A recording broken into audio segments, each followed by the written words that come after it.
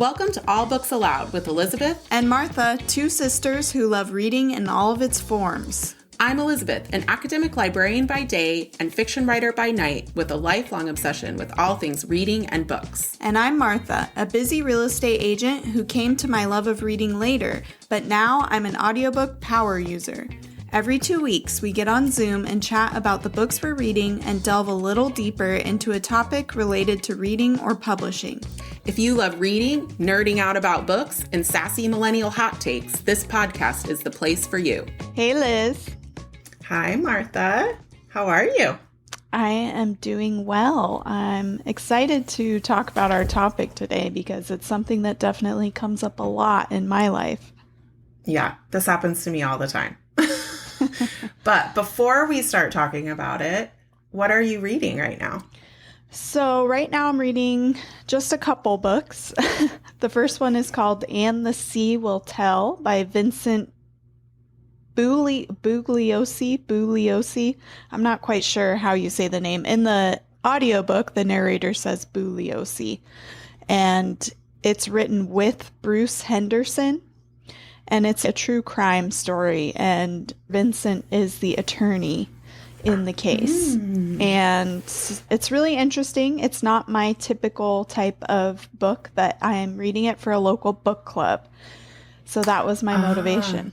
And I want to work on stepping outside of my normal comfort zone a little bit. So I'm glad that the book club brought me to this book. They start out by setting the scene of what happened. It takes place on a remote Pacific island. And then they go from setting the scene to the trials. And I'm hoping at the end we know exactly what happens. But I'm not sure. And of course I could Google it because it's a true crime story, but I'm resisting the urge. Don't spoil it. I know. Yeah, so it seems like it's one of those that works backward. Mm-hmm. That's interesting. Yeah, it's kind of like a Dateline, honestly. That's really what it reminds me of, the vibes of a Dateline story. Oh, that's cool. So you're trying out a different genre along the lines of our genre episode about not hemming yourself in. Mm-hmm. I like it. Good for you. And then going back to something more typical, the other book I'm reading is People We Meet on Vacation by Emily Henry, in my continuing effort to read all of Emily Henry's books. Yeah. I think we're both going to be Emily Henry completists in the next couple of months. Yeah, I think so. What about you? What are you reading? I am reading kind of the same things that I was reading last time we talked. I feel a little bit self-conscious, but I just finished Portrait of a Scotsman by Evie Dunmore that I was listening to the audiobook of, and I'm in a little bit of a book hangover from it because I just absolutely loved it. I think that I told you early on that it wasn't my favorite of the series, but it grew on me to the point where I would say that now it is my favorite one of the series. There was just something about the pairing of this couple where the woman was a high-class lady of the aristocracy and the man was a self-made man that started out poor but was able to raise himself up and change his circumstances. There's this really interesting interplay between class politics and women's rights and feminist politics that isn't overbearing in her stories. That's why I really like them. It doesn't take away from the romance or the fun of the book. It's just a really interesting way to think about those different politics and how they would have interacted with people at that time. And I just loved it so much. And the hero of the book is like, woo. Yeah. He's sexy. He's like my favorite hero, I think, also of the books. So anyway, I haven't been able to get into anything else. Book hangovers are so real. I shared on Instagram a funny meme about them, and I was like, does anyone have ideas for helping? Please help me. That's exactly why when I finished that book, I looked for the last one and was devastated that it wasn't done. And then I pre-ordered it on my Audible because I was like, no, now what? Yeah. Where do I go from here? I did the same thing. I looked it up because you told me there was going to be a fourth one, which I actually didn't realize. It's going to be called The Gentleman's Gambit. And as we were surmising, or as you told me last time, the fourth friend is the heroine of it. Katriana or Katrina. We're not sure how you say her name because different versions of the audiobooks have said it different ways. Mm-hmm. But it's supposed to come out in December. So I'm assuming that we're both going to be reading it ASAP. Yes, yeah, definitely. And then my print book, I'm still reading In Love with George Eliot by Kathy O'Shaughnessy. And I'm almost done with it, but it's definitely been a slower read because it is more of that like literary fiction that just takes longer to get through. And I don't just tear through it because part of the style of the writing is that it makes you think. And it really is presenting a very complicated and nuanced picture of George Eliot that is really helping me understand her more as a person, along the lines of what we talked about a little bit in the separating the book from the author episode. I feel like I have even more of a complicated picture of her as just like a very messy human, as we all are. You know, individuals are just so, we contain multitudes. So yeah, I've really liked it, but it's definitely slowed down my book count for the year. Yeah. And that's okay. You shouldn't feel self-conscious. I understand what you're saying, but I've been reflecting on this too, because this summer, I think like June, July, August were really big months for me reading wise. And I think that in the summer, we're just more energized. There's a lot going on, a lot of energy in that season. And I think coming down from that as we turn to fall and things kind of slow down, it's kind of natural that our reading habits might follow and slow down a little bit too. So just like everything else, no guilt or shame. Yeah, don't make yourself feel bad for reading. No, anything. I like it. Well, let's get into our topic today. Yes, our topic today is, oh, God, how do you read so much? How do you find the time to read so much? And I'm being a little bit flippant, but that is the topic. How do we read so much, and tips for reading more if you actually are trying to read more? But the way that this question, when it gets asked to me, this is just in my experience, it tends to rub me the wrong way, as you can probably tell by my snarky intro to the topic. Because I feel like it's one of two things when people say this to me. It's either some version of, wow, how do you have so much free time? You must just have nothing going on in your life. Mm-hmm. You just must have nothing going on in your life that you have time to read. Or the tone of the question is, I really wish that I could read more, but I just don't have the attention span or the capacity for it anymore. So you're some kind of superhero that you can still read. And both of those rub me the wrong way, but for different reasons. And you're shaking your head vigorously. So I feel like you've had similar conversations. So before I start getting into my rant about these two, does that align with the way that people have asked you this question? Is there anything else that you feel like is behind it when you've had these conversations? Yes. Sometimes it's not even phrased as a question. It's, man, you read so much, or wow, you really read a lot. And it's kind of like that. Wow. Yeah. It's kind of like that backhanded compliment. But I do think that there are some people who would like to know how to read more. They have the desire to read more. So this is kind of a dual topic today, really getting at the same thing. But I've definitely experienced the same sort of question. And I also find it slightly annoying. Yeah. I mean, I think that definitely the first version is the most annoying to me, especially when it's from people who are very into grind, hustle culture, productivity, like, oh, wow, I'm so busy, I could never fit in leisure time. When, I mean, I would be willing to bet that those people have time to scroll on social media or watch their favorite TV show. I mean, and it certainly is the case that some people have more or less free time than others, obviously. And a lot of that depends on whether you have kids or if you have other care responsibilities like aging parents or a sick spouse, or whether you work full time or not, or maybe you have more than one job. Clearly, people's situations are different. Mm-hmm. But I do think that it's not too far out to say that everyone has some amount of free time where they get to decide what they do with that time. And people just prioritize their free time activities differently. And so I don't actually think that it's that a reader like you or me or someone else who reads a lot has more free time than anyone else. It's actually just that they prioritize reading during that free time. I prioritize reading and my creative writing to the detriment of every other hobby that I have or would like to have. You know, like I'm interested in other things. I like to knit. I like to garden. There are lots of other things that in theory I like to do, but I have a whole big plastic tote full of yarn that I've bought over the last 15 years that I meant to make some project or another out of, and I've never done it because I just don't prioritize that in my free time. And I only have so much free time and I prioritize other things. And dare I say it's because you enjoy reading more.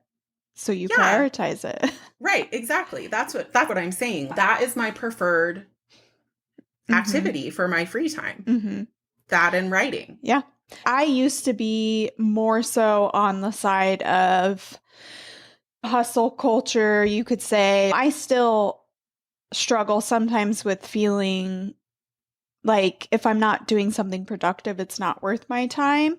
But the older I get and the longer I am in the workforce in our capitalistic society, the more I've started to prioritize my free time and really set boundaries around the times that I am working and need to be productive and when it's my time to relax and do what I want. And as I do that more, I find myself reading more. And there's other ways that we can prioritize reading.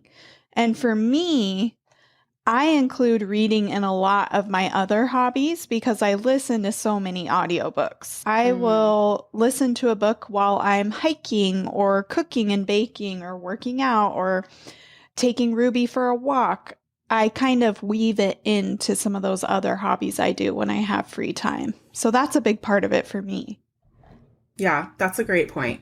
I really like what you said, though, about allowing yourself more free time and to not think of that as wasted time as you have gotten older, because I really think that I have settled into that too. And I mean, you know, we grew up with the same mom. Love you, Mom, if you're listening, but like she can't sit down. She always has to be doing something. She's just very productive and she gets a lot done.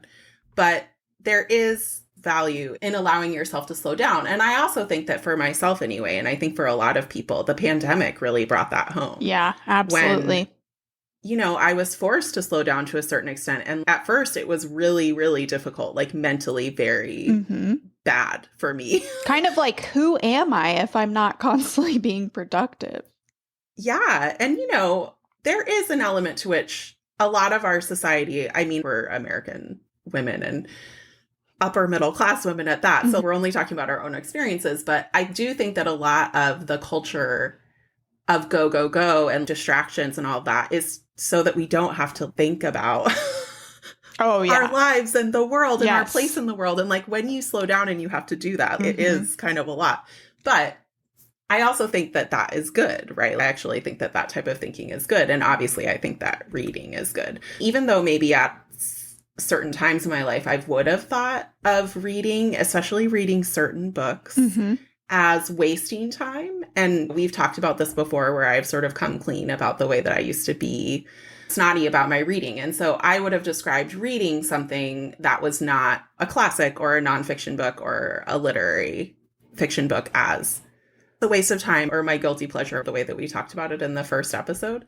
But I very much don't think of it that way anymore. I'm kind of on the opposite end of the spectrum. I'm going to call myself out a little bit here regarding what I was talking about earlier, because part of the reason why I love reading as a hobby is because I know how beneficial it is for us. And so I don't feel guilty spending my free time doing it.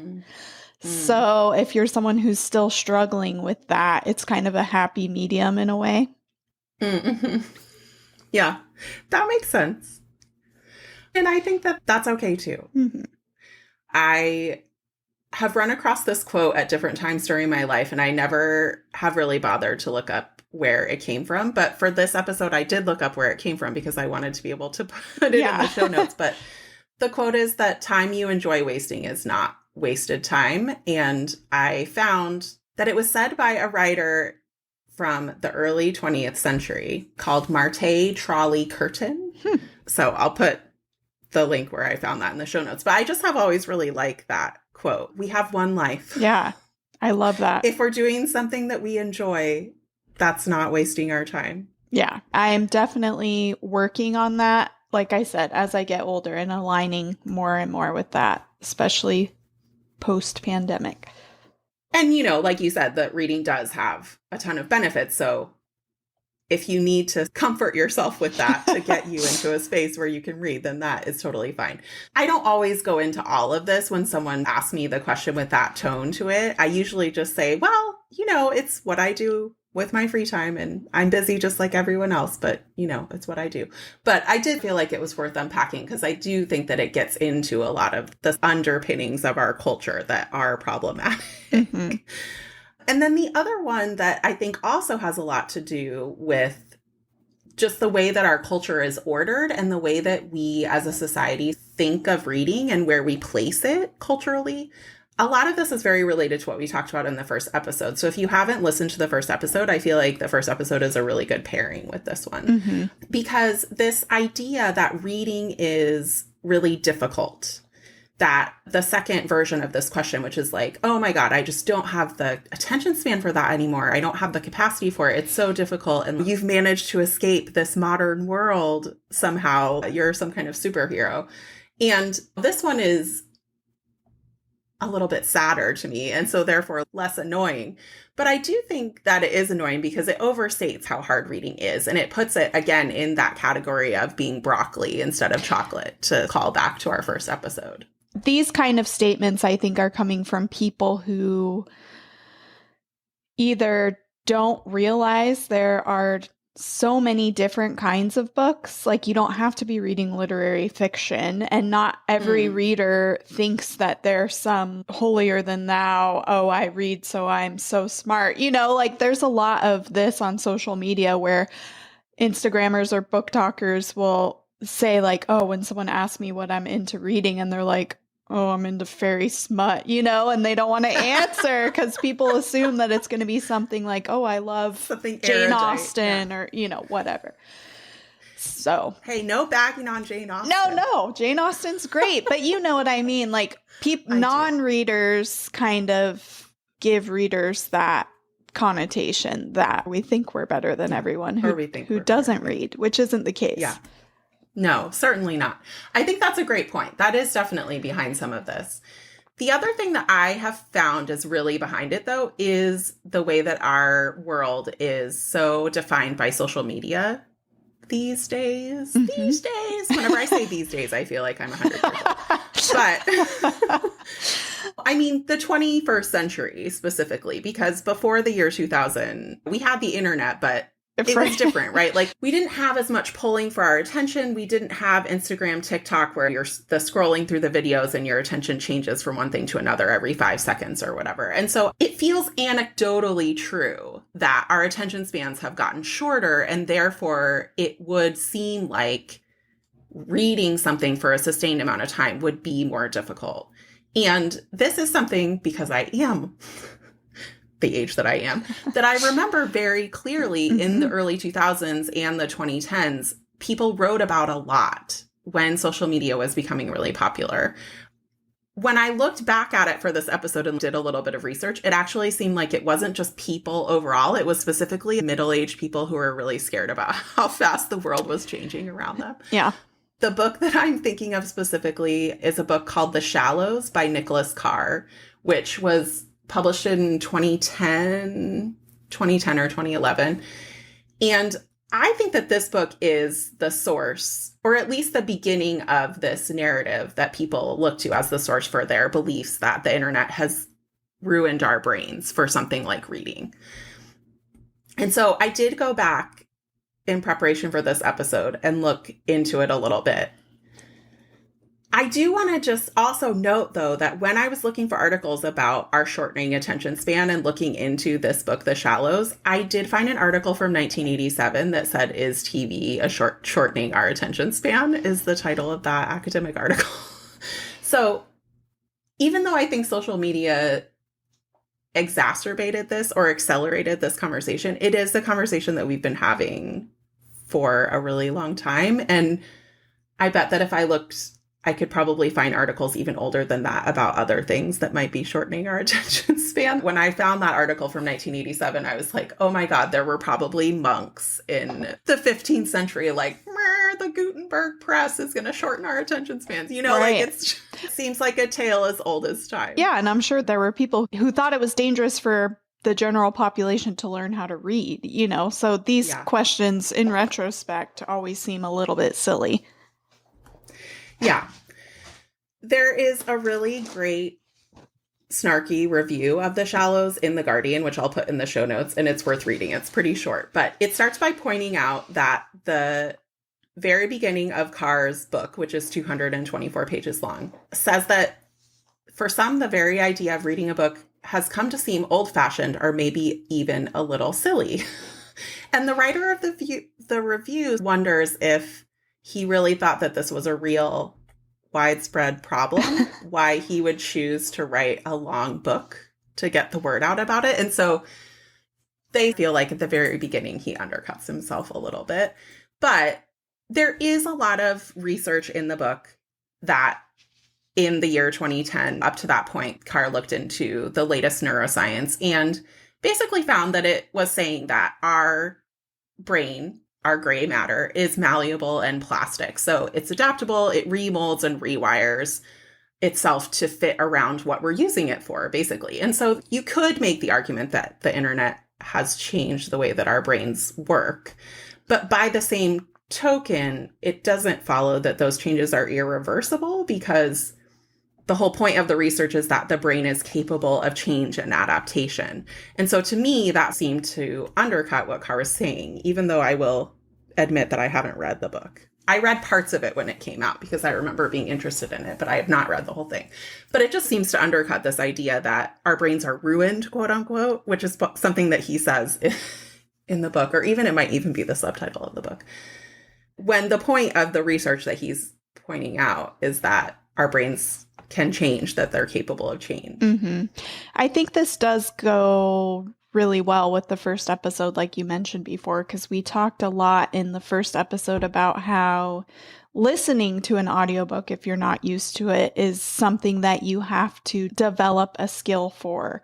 And I think it's similar with this topic, that if we allow ourselves to scroll and scroll and scroll and never challenge our brains to do anything different, when the time comes that we have to focus on something, we could find it very difficult. But if we are making a choice to do both, scrolling and activities like reading or focusing on something for a long period of time, I think we're more than capable of doing both things.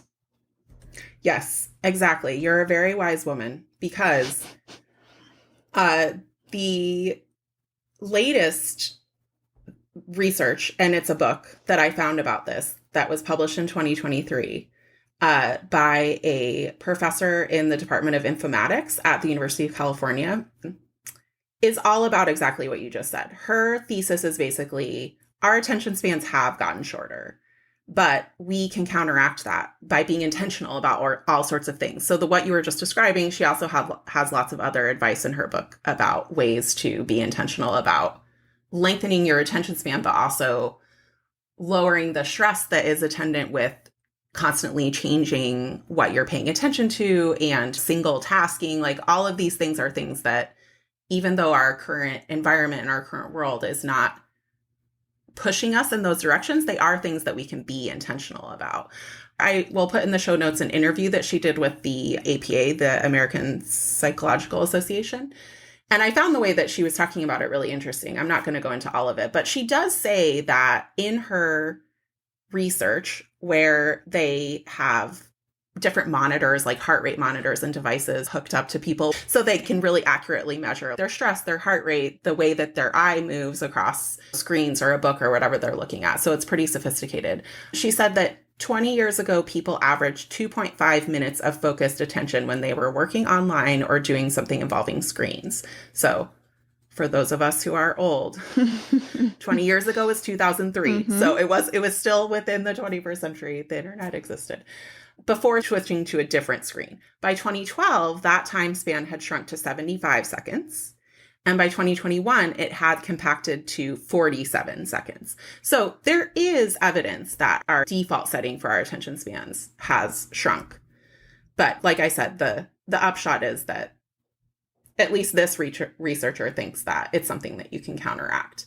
So yeah, exactly like you were saying, I think of it like it's a muscle, like the way that when you exercise, especially if you haven't done it in a long time, it is difficult. It hurts sometimes.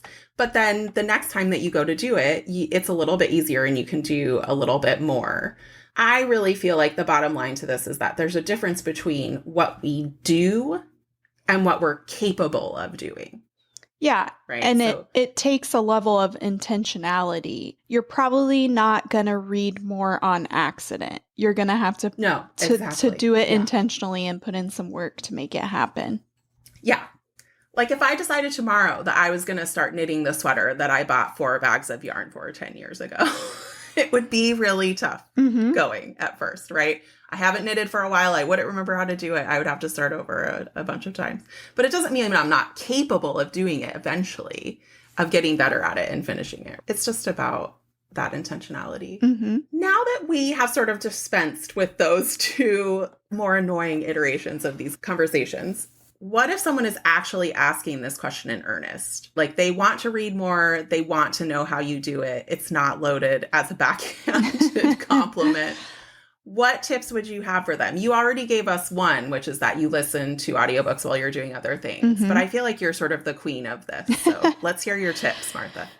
Well, the first one I would say is going back to that intentionality, setting a reading goal. So whether that is for the year, the month, a week, whatever it may be, I find that setting a goal can be helpful. Personally, in January, I set a goal that I wanted to read more books on paper, more physical books, because I was listening to a ton of audiobooks, but not prioritizing reading on paper. And I really wanted to experience both. So I set a goal for 1 paper book a month. And the first couple months, I think I met that goal and then quickly just surpassed it.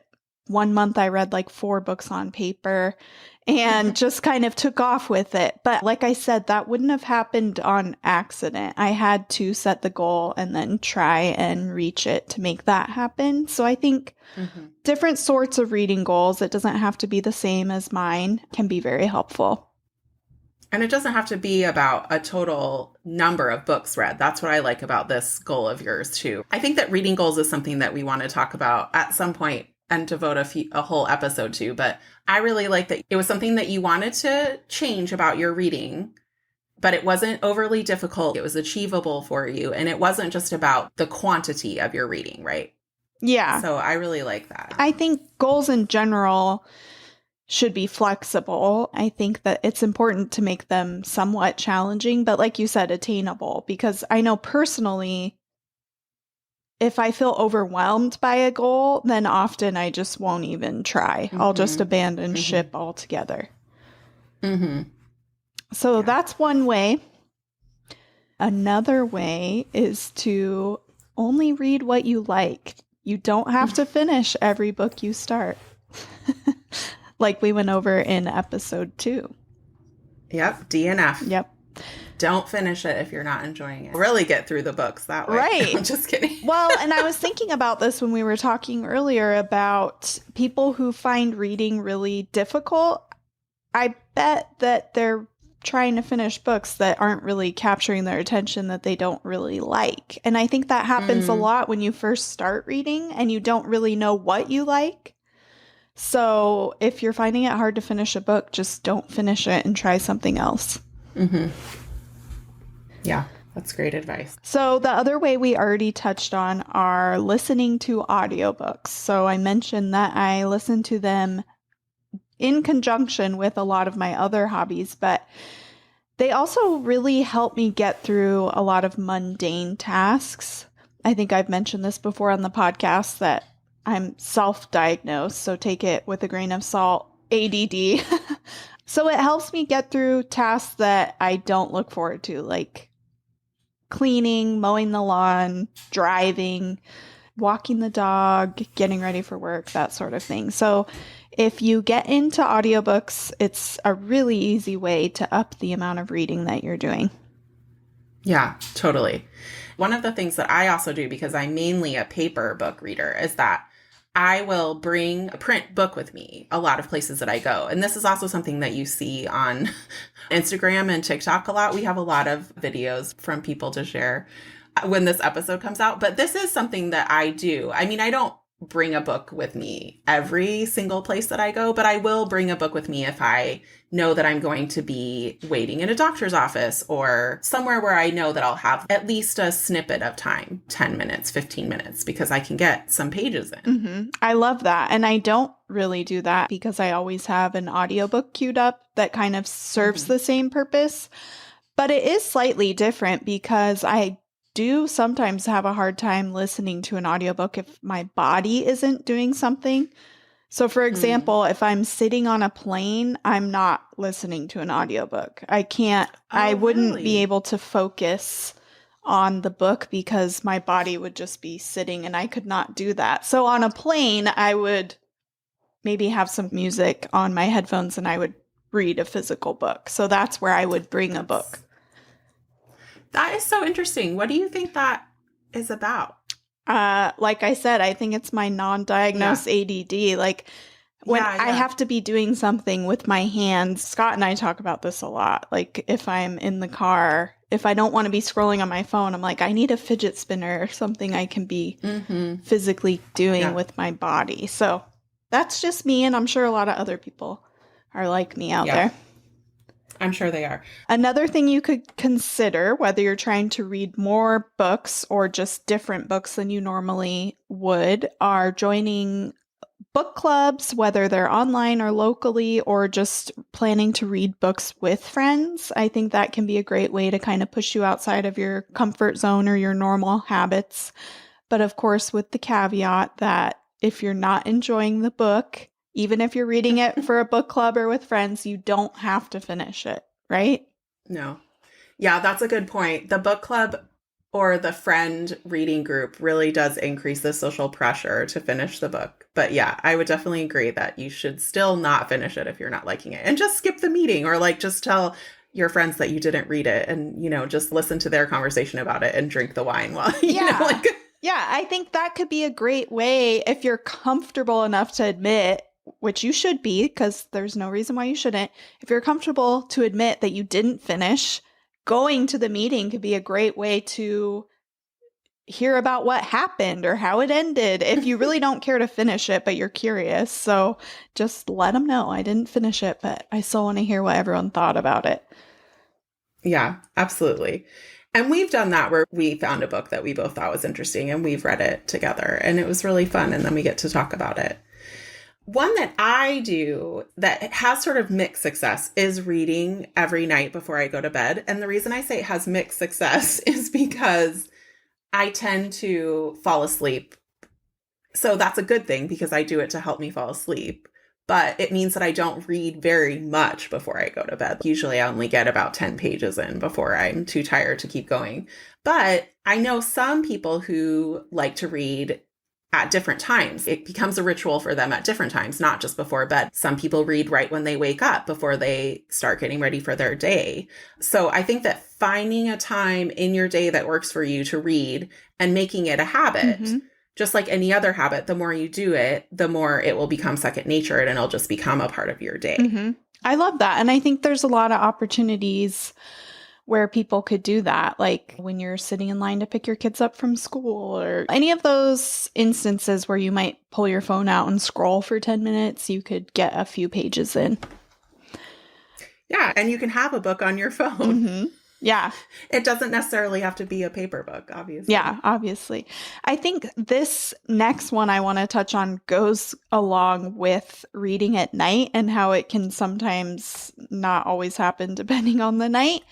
I noticed that when I cut back drinking alcohol, my reading increased quite a bit because I found even if I had just one beer at night after work to relax, my brain, it's not in the mode of wanting to focus on a book, especially a book on paper. You know, after I have a beer, I'd rather watch TV or something like that that didn't take too much mental capacity.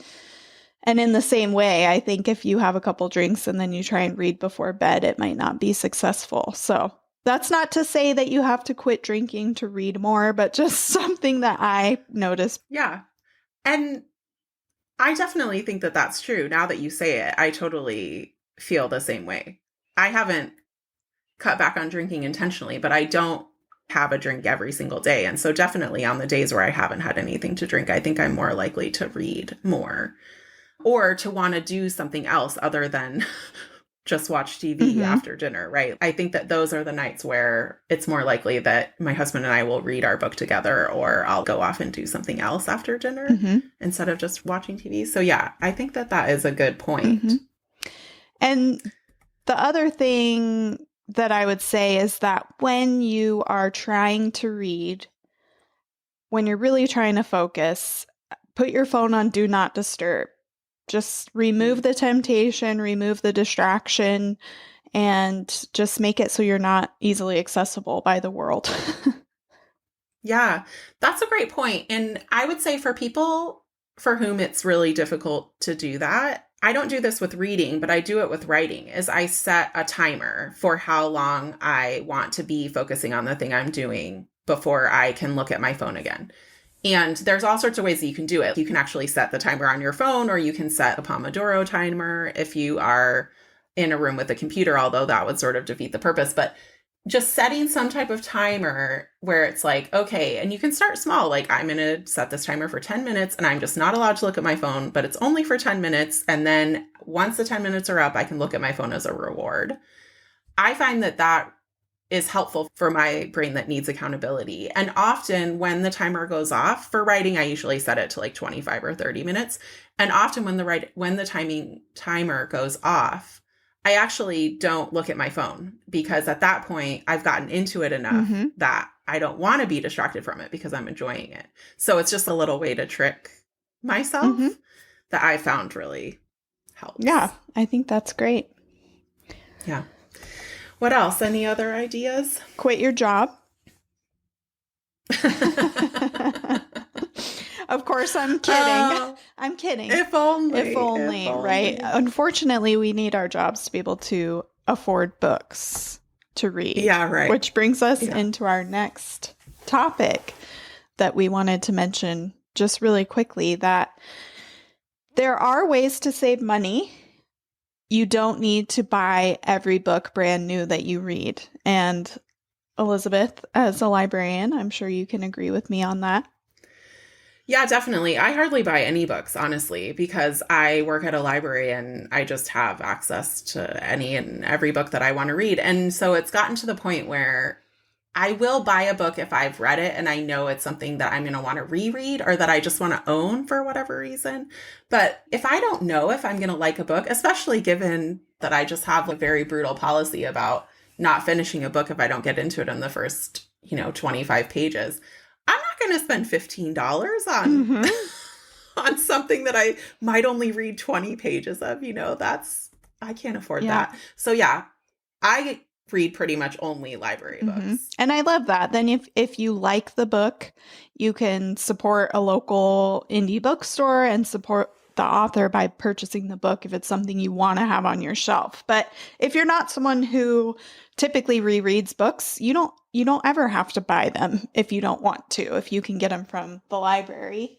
I've seen creators online mention that they will use e-readers, and there's a lot of events like Stuff Your Kindle Day and that sort of thing where you can get e-books for pretty cheap. And then they'll say if they read a book on their e-reader and they love it, they will make a point to go to a local bookstore and purchase it so that they are supporting the local small indie bookstore and also the author by purchasing the book again. So I like that. Yeah, that's great. Yeah, I really like that too. And then, of course, there are used bookstores, library sales. There are lots of ways to get books that if you do prefer to buy your book and own it so that you don't have to worry about if you spill your coffee on it or if you're one of those people that likes to scribble in the margins or whatever. There are used bookstores. Often there are like the shelf that's like, fill a box or something for $1 at different thrift stores that you see, or a bag of books that you can just get if you like to read the kind of books that are there. And then, of course, borrowing books from friends and family. But don't spill your coffee on those or write in the margins. And always give them back. Yes. I've been the victim of people borrowing my books and not giving them back so many times. And since I only buy books that I really want to own, it's even worse when that happens. So if you borrow a book from a friend, always return it in the same condition. Yes, absolutely. I will second that. And I love looking for books at the thrift store because, again, if you're trying to read outside of your typical genre, that can be a low stakes way to try something new. It's probably only going to be $1 or $2 and you can try it out.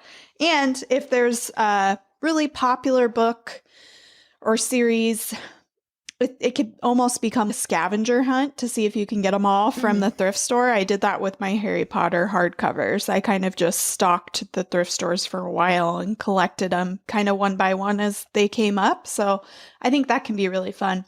And my local recycling center has a used bookstore too. So I think there's a lot of unusual places where you can find great deals on books. Yeah, definitely. You mentioning the books that are really popular and finding those after their popularity has waned, after they're not the new hot thing anymore. I know I already said library sales, but that is a great thing to look at a library sale because often public library systems, especially in bigger places, will buy 20, 30, 40 copies of a really hot book that comes out because they'll have waiting lists of hundreds of people who want to check it out right when it comes out. Like, I think in 6 months, if you wanted to find a copy of Fourth Wing, a library sale would be a great place to look because they're not going to keep 40 copies of it for the rest of time. Once the wait list goes down, some of those copies are going to go. So that's a great librarian hot take. I love that. Yeah, there you go. A library hot tip. I also think that you said this earlier, but just to wrap up this conversation, I feel like this time of year is a really great time to be thinking about some of these ways that you could increase your reading because, like you were saying, this is the time for drawing in and we aren't as social, we aren't as busy. Get cozy, get a blanket, get a, cup of tea or hot cocoa or whatever and curl up with a book instead of maybe doing something that would be your default if you want to read more. Again, no judgment if you'd rather, binge Real Housewives or something. Like, that's great. I'm not judging you for that.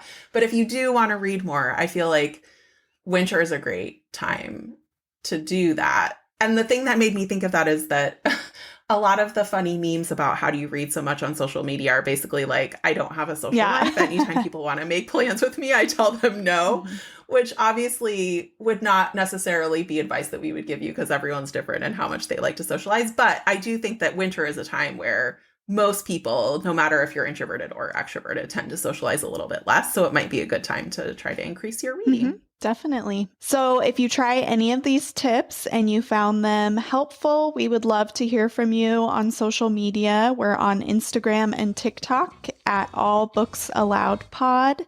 And make sure you subscribe wherever you get your podcasts so you never miss an episode. And read on, my friends.